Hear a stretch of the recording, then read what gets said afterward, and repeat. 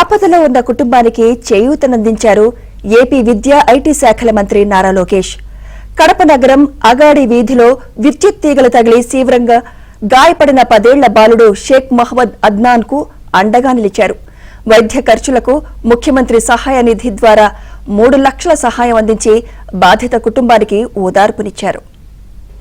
Sir మాకు Lokesh sir మీ తరపు నుంచి మాకు అందింది సార్. ఇది 3 లక్షలు చెక్ ఇచ్చినారు సార్ మాకు. సార్ హ్యాండ్ కూడా సార్ వేపిస్తా అన్నారు సార్. ఇది జైపూర్ లో పంపించి అది కూడా బాధ్యత తీసుకున్నారు సార్. అది కంప్లీట్ చేపించమని వాళ్ళకు ఆర్డర్ కూడా ఇచ్చి ఉన్నారు సార్. కడప జిల్లాలో 4 నెలల ముందు పిల్లోనికి కరెంట్ షాక్ తగిలి ఒక పిల్లోడు చనిపోయినాడు. ఒక పిల్లోడు ఈ పిల్లోడికి హ్యాండ్ పోయింది.